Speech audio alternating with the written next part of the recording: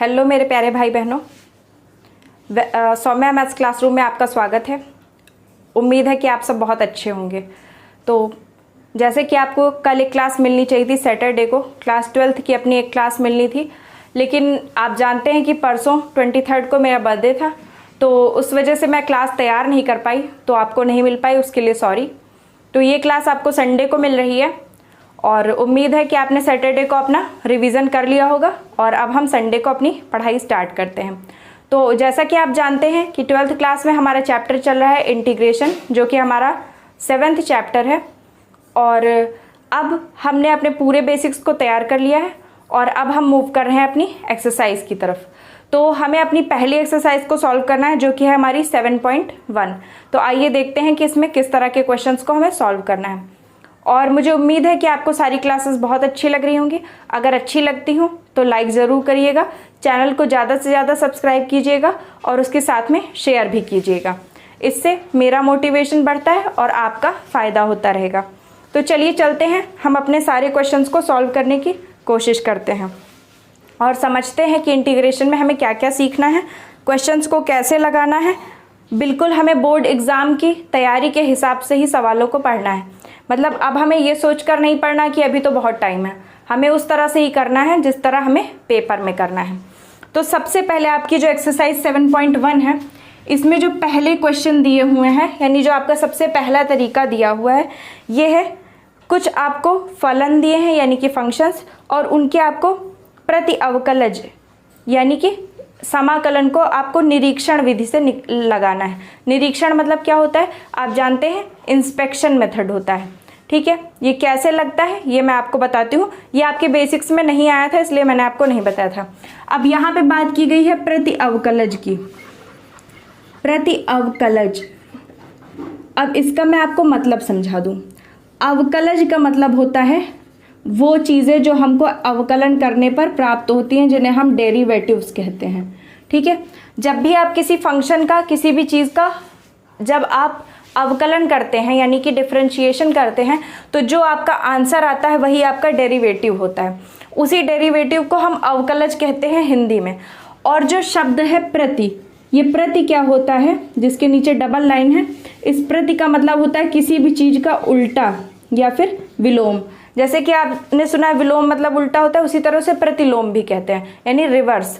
तो जो अवकलज का रिवर्स होता है वही क्या होता है, समाकलन होता है। आप जानते हैं कि अवकलन का उल्टा ही समाकलन कहलाता है। यानी इन क्वेश्चंस में जो आपको फलन दिए हैं, जो फंक्शन दिए हैं, उनका आपको क्या करना है, समाकलन ही करना है। पर एक नई विधि है निरीक्षण विधि, यानी इंस्पेक्शन मेथड, उससे करना है। अब ये निरीक्षण विधि क्या है, पहले तो आप इसे इतना लिख लीजिए और उसके बाद में हम चलते हैं अपनी निरीक्षण विधि की तरफ। अब सबसे बड़ी बात है कि निरीक्षण विधि क्या है। आप जानते हैं कि इंस्पेक्शन का मतलब क्या होता है, किसी भी चीज़ की जांच करना। यानी आपको इसमें जांचना है कि हमारा जो फलन है उसका समाकलन क्या होगा।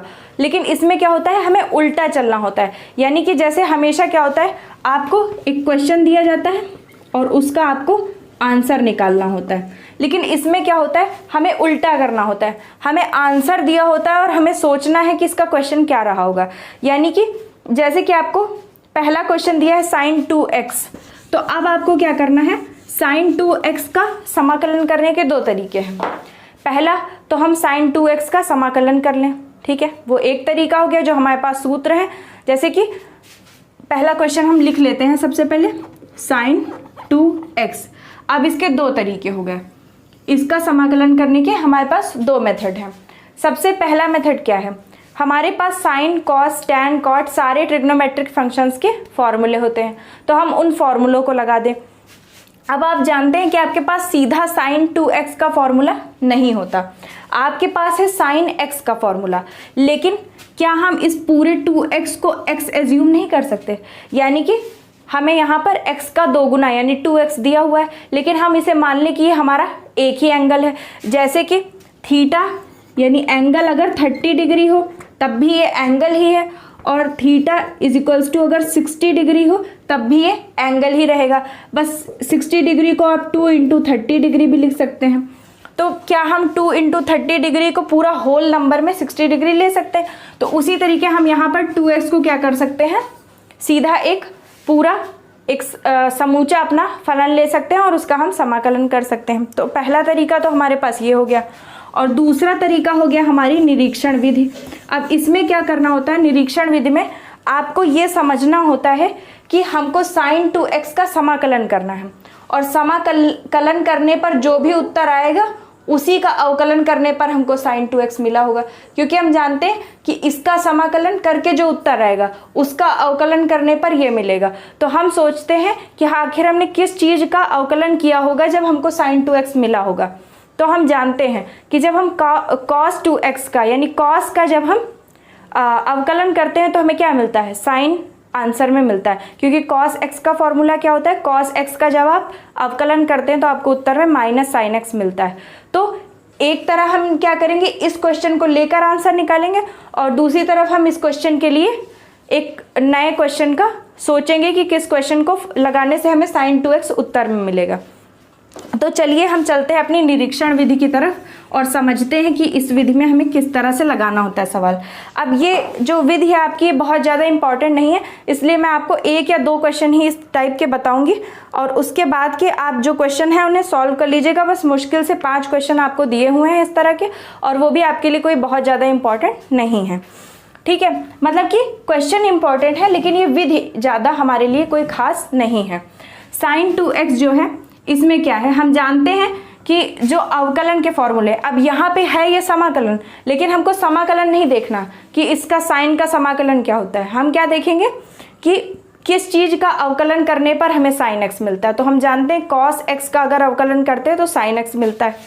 तो हम जानते हैं, सबसे पहले क्या लिखेंगे, हम जानते हैं, इतना लिखेंगे और उसके आगे लिखेंगे जो हम जानते हैं। अब हम क्या जानते हैं ये हम यहाँ पर लिख रहे हैं कि अगर हम cos 2x का d/dx करें, d/dx मतलब अवकलन करें, तो इसीलिए मैंने आपको पहले थोड़ा सा अवकलन समझा दिया था। अवकलन समझना समाकलन समझने के लिए बहुत ही ज़रूरी है। तो अगर हम d/dx करें cos 2x का तो हमें क्या मिलेगा। अब इसी जगह पर आप साथ में अवकलन भी समझते चलिए। cos 2x का सीधा एक फॉर्मूला होता है, cos x का मतलब cos 2x का तो नहीं होता लेकिन cos x का होता है। आप जानते हैं कि जब cos x का हम अवकलन करते हैं यानी कि d/dx करते हैं तो हमें उत्तर में माइनस साइन x मिलता है। अब आपको ये सारे सूत्र तैयार करने हैं कि cos x का अवकलन क्या होता है, माइनस साइन x। तो यहाँ cos 2x का होगा तो ये हो जाएगा माइनस साइन 2x, ठीक है। अब इतना तो आपके लिए बहुत आसान था, लेकिन अब हम ये जानते हैं कि हमारे पास जो सूत्र होता है वो cos x का होता है, जबकि यहाँ पर हमें जो संख्या दी है यानी जो हमारा फलन दिया है वो cos 2x है। तो अब इस 2 को भी हमें कहीं ना कहीं एडजस्ट करना होगा। तो cos 2x का अवकलन हमने किया, sin 2x मिला वो भी माइनस का, लेकिन अब इस 2x का क्या करें, तो इस 2x का एक बार फिर से अवकलन होगा। तो हम जानते हैं कि 2x का जब हम अवकलन करेंगे यानी d/dx करेंगे तो जिस तरह से मैंने आपको समाकलन के गुणधर्म समझाए थे उसमें मैंने आपको ये बताया था कि जब भी हम किसी चीज़ का समाकलन करते हैं और उसमें एक फंक्शन होता है और फंक्शन के साथ एक k जुड़ा होता है, हमने उसमें उसे स्मॉल k या कैपिटल K माना था जिसे हम कांस्टेंट कह रहे थे, या हम हिंदी में उसे क्या कहते हैं, अचर राशि कहते हैं, ठीक है। जब उसमें कोई कांस्टेंट जुड़ा होता है तो हम क्या करते हैं, कांस्टेंट को बाहर निकाल लेते हैं, क्योंकि जो हमारा कांस्टेंट होता है यानी जिस भी राशि का मान फिक्स होता है उसका मान कभी बदलता नहीं है, उसका ना ही अवकलन हो सकता है और ना ही समाकलन। क्योंकि आप जानते हैं कि अवकलन की प्रक्रिया में हम फलन को कम कर देते हैं और समाकलन में उसे बढ़ा देते हैं, जबकि इनका मान ना तो बढ़ सकता है ना ही कम हो सकता है। आपके पास 2 टॉफ़ी हैं तो 2 का मतलब 2 ही रहेगा, ना 2 टॉफ़ी का मतलब 3 टॉफ़ी हो सकता है, ना 2 टॉफ़ी का मतलब 1 टॉफ़ी हो सकता है। उसका साइज छोटा बड़ा किया जा सकता है लेकिन इसके मान को कम या ज़्यादा नहीं किया जा सकता, तो इसलिए हम 2 को बाहर निकाल लेंगे। अब हमारे पास बच गया d/dx इंटू x। अब आप जानते हैं ऊपर भी dx नीचे भी dx, x का अवकलन हम जानते हैं कि 1 होता है। जब x का अवकलन 1 होगा तो 2 गुणे 1 हो जाएगा और बराबर में 2 आ जाएगा। तो इसका मतलब है कि यहाँ पर एक बार तो हमने cos 2x में cos 2x का अवकलन किया तो हमें मिला माइनस साइन 2x, और जब हम 2x का अवकलन करेंगे तो क्या हमें मिलेगा, केवल 2 मिलेगा, इनटू में केवल 2 मिलेगा, यानी d by d x into cos 2x is equals to क्या हो जाएगा, -2 साइन 2x। ठीक है, हमारा क्वेश्चन इतना हो गया। अब हम देखते हैं, आपको दिख रहा है, हाँ। तो अब हमें क्या करना है, अब देखिए हमें हमारा क्वेश्चन मिल गया लेकिन इस तरफ मिला है। अब अगर आपका ये अवकलन का चिन्ह आप बराबर के उस तरफ ले जाएं, यानी कि अगर हम क्या करें, इसी चीज़ को हम चाहें तो इस तरह भी लिख सकते हैं, -2 साइन 2x को हमने आगे लिख लिया, यानी इस वाले -2 साइन 2x को इस तरफ लिख लिया, और d by d x cos 2x को इधर लिख लिया। यानी आप क्या करते हैं, LHS को हम RHS बना लेते हैं, RHS को LHS बना लेते हैं, इसमें कोई दिक्कत नहीं है, आप अदला बदली कर सकते हैं। अब हम जानते हैं कि हमको इसका समाकलन करना है और यहाँ पर cos 2x का अवकलन हो रहा है, तो हम क्या करें, सबसे पहले ये d बाई डी एक्स, यानी ये अवकलन का चिन्ह होता है। मैंने आपको बताया कि d बाई डी एक्स जिसके भी आगे लिखा हो वो क्या होता है, अवकलन होता है। तो d बाई डी एक्स का जो चिन्ह है, इसे जब हम बराबर के इस तरफ लाएंगे तो वो क्या बन जाएगा, समाकलन बन जाएगा। आप जानते हैं कि बराबर के इधर उधर जाने पर चिन्ह क्या होते हैं, अपने विपरीत हो जाते हैं। जैसे बराबर के एक तरफ प्लस है, उधर जाने पर माइनस हो जाता है, एक तरफ माइनस है, दूसरी तरफ जाने पर प्लस हो जाता है, गुणा उधर जाकर भाग हो जाता है, और भाग का जो चिन्ह होता है वो बदलकर गुणा हो जाता है। उसी तरीके अब क्योंकि हमारा ये अवकलन है, तो अवकलन जब इस तरफ आएगा तो वो बन जाएगा समाकलन। तो आई होप आपको दिख रहा होगा अभी भी। जब ये समाकलन बनेगा तो हम जानते हैं कि समाकलन -2 का होगा नहीं, क्योंकि माइनस एक चिन्ह है, ये बदल नहीं सकता। 2 भी एक अचर पद है, यानी कांस्टेंट है, तो ये भी बदल नहीं सकता। हमारा ये चिन्ह लग जाएगा, क्योंकि हमें पता है कि ये हमारा समाकलन का चिन्ह होता है, तो ये समाकलन का चिन्ह लग जाएगा, आ जाएगा sin 2x, और इनटू में ये dx आ जाएगा।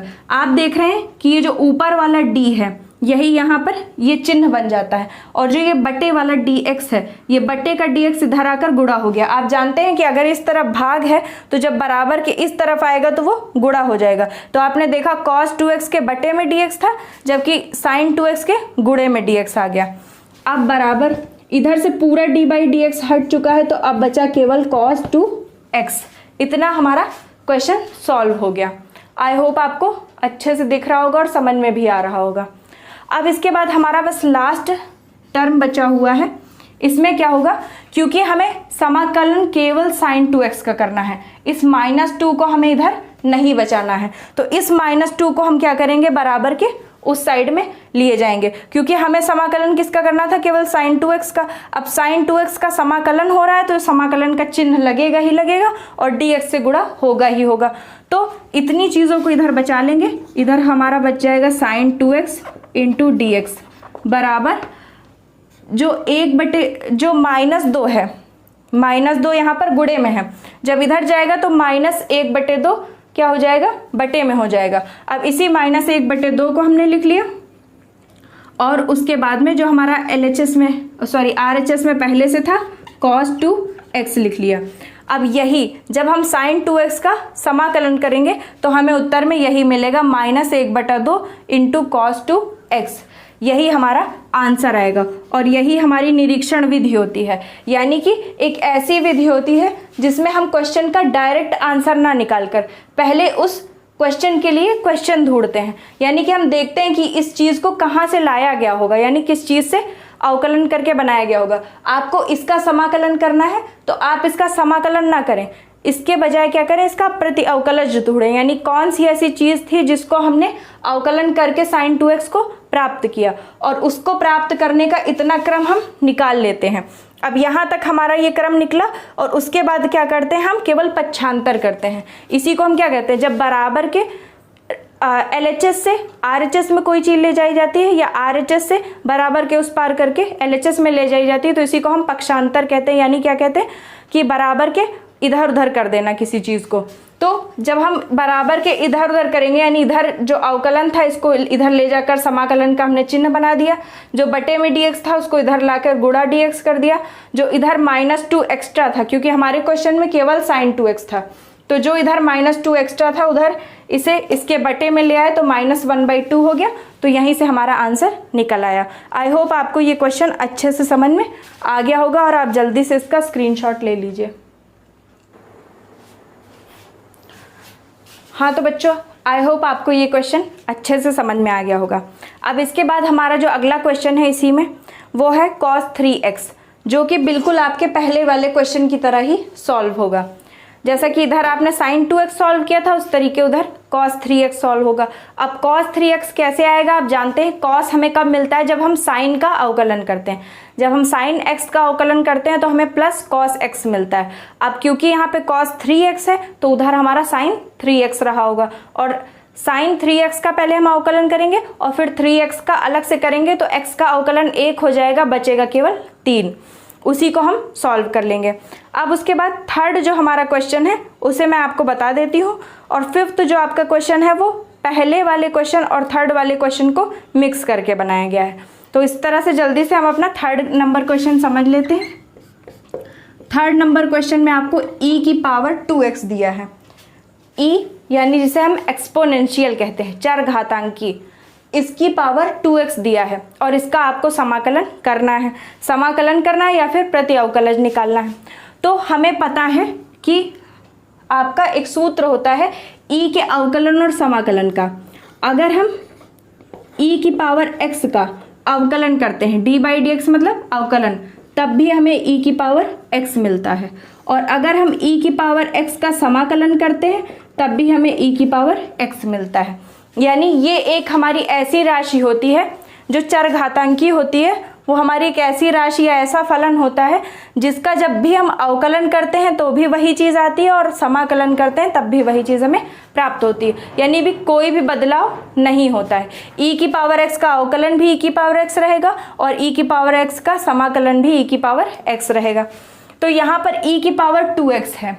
अब हम e की पावर 2x का हमको समाकलन करना है, तो यहाँ पर हमें निरीक्षण विधि में क्या करना है, समाकलन ना करके ये सोचना है कि किस चीज़ का अवकलन करने पर e की पावर 2x आया होगा। तो हम जानते हैं कि e की पावर 2x e की पावर 2x का ही अवकलन करने पर आ सकता है। तो क्या हम लिखेंगे, हम जानते हैं कि, अब क्या जानते हैं, d/dx e की power 2x is equals to, यानी e की पावर 2x का d/dx किया होगा यानी अवकलन किया होगा, तब हमें e की पावर 2x मिला होगा। लेकिन क्या केवल e की पावर 2x ही मिला होगा या कुछ और भी मिला होगा? ऐसा भी हो सकता है कि इसका अवकलन करने पर हमें e की पावर 2x तो मिला ही हो लेकिन उसके साथ भी कुछ मिला हो। तो हम जानते हैं कि जो हमारे पास सूत्र होता है d/dx वो e की पावर x का होता है और उसका आंसर भी e की पावर x आता है, जबकि हमारे क्वेश्चन में e की पावर 2x है। तो जैसा कि हमने पिछले क्वेश्चन में किया था सेम वही प्रोसेस हमें यहाँ भी रिपीट करनी है। e की पावर 2x का समाकलन और अवकलन तो e की पावर 2x ही हो जाएगा, लेकिन हमें 2x का एक बार अलग से अवकलन फिर से करना पड़ेगा। ये जो d/dx है वो e की पावर 2x पे अप्लाई हुआ, e की पावर 2x आया। अब यही d/dx जब 2x पर अप्लाई होगा तो क्या होगा, d/dx इंटू 2x। अब हम जानते हैं कि 2 का तो समाकलन या अवकलन होता नहीं है, यानी 2 क्या है, एक अचर पद है तो उसका अवकलन नहीं होगा, तो 2 तो वैसे ही हो गया। बाकी बचा x। x का अवकलन मैंने आपको सूत्र में ही बताया है कि x का अवकलन क्या होता है, 1 होता है। x का जब हम अवकलन करते हैं तो हमें उत्तर में 1 मिलता है, तो x का अवकलन हो गया 1। तो अब यानी कि हमें क्या मिला, d/dx e की power 2x is equals to 2 into e की पावर 2x, क्योंकि 1 का काम तो खत्म हो जाएगा, 2 से गुणा होगा 1 का काम खत्म हो जाएगा। 2 इंटू e की पावर 2x हो गया। अब इसके आगे सॉल्व करें। अब हम क्या करेंगे, वही करेंगे, अपना पीछे का जो RHS है हमारा उसको हम LHS में लिख लें, यानी 2e की पावर 2x, और जो आगे हमारा LHS है इसे RHS बना दें, d/dx e की पावर 2x। अब क्योंकि हमें दिखाना है कि हमें e की पावर 2x का समाकलन करना है और इधर हमारे पास राइट हैंड साइड में अवकलन का चिन्ह है, तो जब अवकलन का चिन्ह हम RHS से LHS में लाएंगे तो ये बन जाएगा समाकलन। तो 2 हमारा बाहर हो जाएगा क्योंकि 2 का ना तो अवकलन होता है ना समाकलन होता है, तो इसको बाहर कर लिया। फिर हमारा समाकलन का चिन्ह लग जाएगा, जो ये हमारा ऊपर वाला d है यही हमारा समाकलन का चिन्ह बन जाएगा। और समाकलन किसका होगा? e की पावर 2x का होगा, और जो ये अपॉन में dx है यही यहाँ पर आ जाएगा, इंटू dx हो जाएगा। अब बराबर में क्या बचा? केवल e की पावर 2x बचा, ये वाला, क्योंकि d आकर के यहाँ चिन्ह बन गया, 2 यहाँ पर पहले से था, e की पावर 2x पहले से था, और अपॉन वाला dx यहाँ पर इंटू में dx आ गया, बराबर e की पावर 2x बचा। लेकिन हम जानते हैं कि हमें क्वेश्चन में केवल e की पावर 2x दिया है, यानी हमें समाकलन केवल e की पावर 2x का करना है। अब उसके पीछे dx और आगे ये चिन्ह तो लगाना ही पड़ेगा क्योंकि ये समाकलन का चिन्ह है। इस 2 का हमें कोई काम नहीं है, तो लास्ट स्टेप में क्या करेंगे? हम इस 2 को उधर भेज देंगे, तो हमारा इधर बचेगा केवल e की power 2x dx is equals to, यहाँ पर है e की पावर 2x गुणे 2, तो यहाँ पर क्या हो जाएगा? 1/2 इंटू e की पावर 2x, यानी जब हम e की पावर 2x का समाकलन करेंगे तो क्या आएगा? e की पावर 2x बटे 2 उत्तर में आएगा, क्योंकि e की पावर 2x तो आता ही आता है। e की पावर में जो भी चीज़ होती है उसका जब हम समाकलन अवकलन करते हैं तो वही चीज़ मिल जाती है। जब हम उसका अवकलन करते हैं, यहाँ पर हमने देखा कि जब हमने अवकलन किया तो गुणे में 2 मिल गया, तो समाकलन होगा तो क्या होगा? बटे में 2 मिल जाएगा, क्योंकि हम जानते हैं कि अवकलन और समाकलन एक दूसरे से विपरीत होते हैं। तो हमने देखा कि जब e की पावर 2x का हमने अवकलन किया तो e की पावर 2x तो मिला ही, और इस 2x का 2 हमें गुणे में मिल गया। उसी तरह हम यहाँ देख रहे हैं कि जब हमने इसका समाकलन किया तो e की पावर 2x तो मिला ही, और इसके साथ जो वहाँ पर गुणे में 2 था वही यहाँ पर बटे में मिल गया। तो ये चीज़ भी ये सिद्ध करती है कि जो हमारे अवकलन होते हैं और समाकलन होते हैं वो एक दूसरे के विपरीत होते हैं। तो आई होप बच्चों आपको ये जो क्वेश्चन है ये भी बहुत अच्छे से समझ में आ गया होगा, और इसके साथ साथ ये विधि भी बहुत अच्छे से समझ में आ गई होगी। अब इससे ज़्यादा आपको इस पर प्रैक्टिस करने की कोई ज़रूरत नहीं, क्योंकि ये क्वेश्चन आपके जो एग्ज़ाम है उसमें नहीं पूछे जाते ज़्यादातर। ऐसा इनको बताने का तरीका, इनको बताना इसलिए ज़रूरी है क्योंकि आप जानते हैं कि जो आपकी एकेडमिक मैथ्स होती है और जो कॉम्पिटिटिव मैथ्स होती है उसमें जो सबसे बड़ा डिफरेंस होता है वो ये होता है कि एकेडमिक्स में आपको हर चीज़ आनी चाहिए, हर चीज़ को लगाने का तरीका आना चाहिए, और किसी चीज़ की भी जितनी ज्ञात मेथड हैं लगभग सभी को हमें सिखाया जाता है। यानी जितने भी अभी तक पता हैं, कितने नोन मेथड हैं इस क्वेश्चन को सॉल्व करने के, वो लगभग हमको सिखाए जाते हैं और वो हमें आने चाहिए, क्योंकि आगे की जो तैयारी होती है उसमें हमें मदद करते हैं। लेकिन कॉम्पिटिटिव में क्या होता है? कॉम्पिटिटिव में आपका क्वेश्चन अटेम्प्ट होना चाहिए, आपने मेथड चाहे जो भी अप्लाई किया हो। तो इसीलिए हमें ये समझना ज़रूरी था और मैंने आपको इसे समझा दिया है। ये आपका फर्स्ट वाला पूरा स्टेप है और ये लास्ट में आपका आंसर वाला स्टेप है। आप जल्दी से इसे नोट डाउन कर लीजिए या फिर इसका स्क्रीनशॉट ले लीजिए। तो बच्चों आज के लिए इतना ही। आज का आपका ये जो मेथड है काफ़ी इंपॉर्टेंट है। जैसा कि मैंने आपको बताया कि एग्ज़ाम में तो नहीं पूछा जाता, लेकिन अगर आपको आगे मैथ्स पढ़नी है तो ये उसके लिए काफ़ी इंपॉर्टेंट है। तो आप इस पर प्रैक्टिस कीजिएगा और मैं कोशिश करूँगी जल्दी ही नेक्स्ट वीडियो में हम आगे जल्दी से चलेंगे अपनी एक्सरसाइज में, और इस बार हम थोड़ा जल्दी क्वेश्चंस को सॉल्व करेंगे। तो अब हमारे जो इजी और जो हमारे मेन मेथड हैं समाकलन के, उन मेथड्स पर हम पहुंचने वाले हैं, और अब इसके बाद की जो क्लासेस हैं वो आपके लिए मोस्ट इंपॉर्टेंट रहने वाली हैं। तो तब तक के लिए आप जल्दी से जल्दी खुद भी चैनल को सब्सक्राइब कर लीजिए, और आपके जो दोस्त नहीं जानते हैं अभी तक कि मैम फ्री में आपको क्लासेस प्रोवाइड कर रही हैं, उन तक इन वीडियोज़ को शेयर करके फैला दीजिए। हाँ, फैला दीजिए, ताकि क्या हो सके ज़्यादा से ज़्यादा बच्चे और हमारे छोटे भाई बहन और हमारे जो दोस्त हैं वो इन वीडियोस का फ़ायदा उठा सकें और अपनी तैयारी को एक नया व्यू और एक नई डायमेंशन दे सकें। तो तब तक के लिए थैंक यू।